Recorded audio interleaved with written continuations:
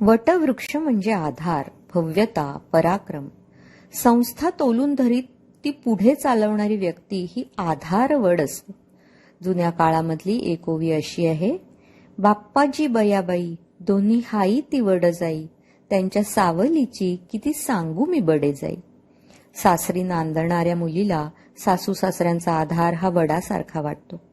प्रलय काळामध्ये विष्णूंनी या वृक्षाचा आश्रय घेतला होता. दारामधला वटवृक्ष आपला पुत्र व्हावा असं स्त्रियांना वाटतं, कारण तो चिरंजीव आहे ना, त्याची मुळं पुन्हा पुन्हा रुजून बहरत असतात. ज्येष्ठ पौर्णिमेला वटवृक्षाखाली गतप्राण झालेल्या आपल्या पतीचे प्राण प्राणपणाने परत घेऊन येणारी सावित्री ही भारतीय स्त्रियांच्या जीवनाचा आदर्श आहे.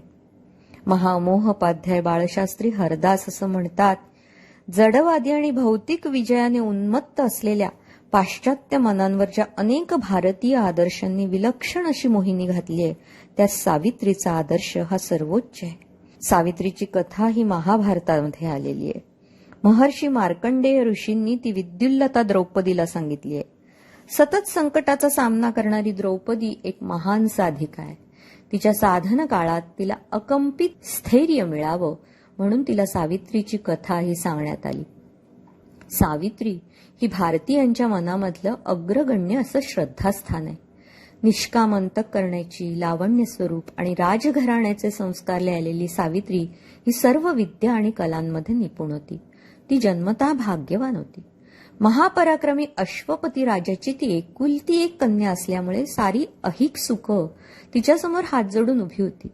बंधन आणि नियंत्रणाशिवाय ती स्वतःचा पती स्वतः निवडायला प्रवासासाठी बाहेर पडली.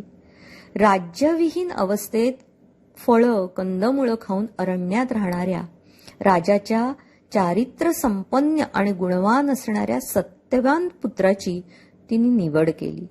सत्यवान हा लौकिक अर्थानं दरिद्री आहे, तो अल्पायुष्य आहे हे कळूनही सावित्री त्याच्याशीच विवाह करण्याच्या निश्चयावर ठाम आहे.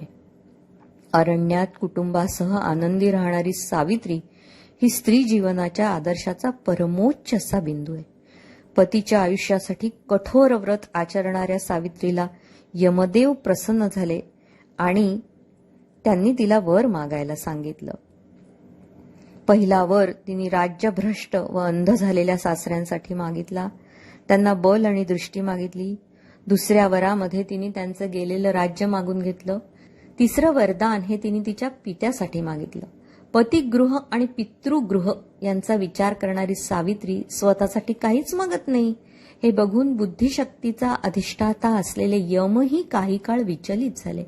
त्यांच्यात प्रेम आणि वात्सल्य या भावना जागृत झाल्या. हे बघून तिने चातुर्याने स्वतःसाठी 100 पुत्रांची माता होण्याचं वरदान मागून घेतलं. यमानी तथास्तु म्हणून आशीर्वाद दिला आणि अशा प्रकारे सावित्रीने आपल्या पतीचे सत्यवानाचे प्राण यमदेवतेकडून परत आणले. निष्ठा, प्रेम, चातुर्य हे गुण असलेली स्त्री कुटुंब संस्था मोडकळीस येऊ देणार नाही ही खात्री सावित्रीची कथा आपल्याला देते. आजच्या विस्कळीत झालेल्या अंधारमय घराघरांमध्ये पवित्र उजेड निर्माण करणारी ही सावित्री आहे. ही पणती आपण जपून ठेवायला हवी. पूजनीय पांडुरंग शास्त्री आठवले यांनी लिहिलेली संत तुलसीदास यांची चरित्र कथा वाचली की समाजामध्ये रूढ असलेला एक पक्का गैरसमज दूर होतो की तुलसीदासांची पत्नी त्यांना उणं दुणं काढून टोमणे मारून बोलली.